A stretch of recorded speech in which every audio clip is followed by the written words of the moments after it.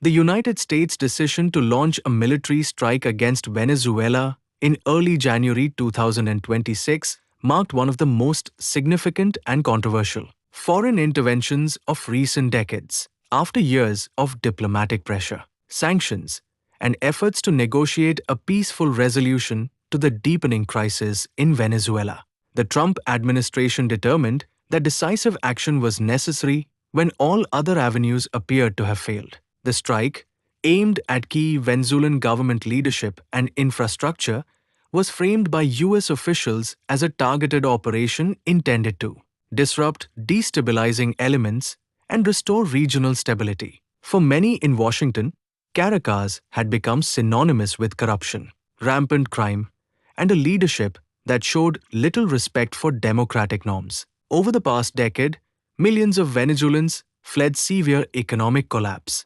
shortages of basic supplies, and violations of human rights, creating one of the largest displacement crises in the Western Hemisphere. Neighboring countries struggled under the mass influx of refugees, while drug cartels and transnational criminal networks exploited the chaotic environment. US policymakers argued that the Maduro regime's entrenchment posed direct threats to both regional security and American interests, with illicit trafficking routes stretching into the United States and instability spreading across borders. The operation, ordered by President Trump, was described as surgical and limited in scope, focusing on neutralizing strategic targets rather than unleashing wide-scale warfare. According to official statements, precision strikes were conducted with an emphasis on minimizing civilian harm while removing command structures believed to be responsible for perpetuating the crisis.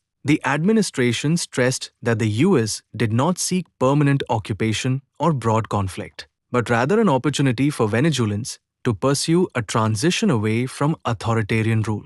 Reactions around the world varied widely. Supporters of the strike, both within the US and among some international observers, praised the decisive action as a means to curb the influence of corrupt leadership and to uphold democratic values. They argued that prolonged inaction would only allow further deterioration of Venezuelan society and jeopardize broader regional stability. Critics, however, warned of the risks inherent in military intervention, citing potential long-term consequences for sovereignty and diplomatic relations throughout Latin America. In the aftermath of the attack, the United States sought to pair its military actions with renewed diplomatic efforts and humanitarian support, pledging assistance for rebuilding and political transition. Whether the intervention ultimately achieves its goals remains the subject of intense debate. But there is no question that it has reshaped conversations about US foreign policy,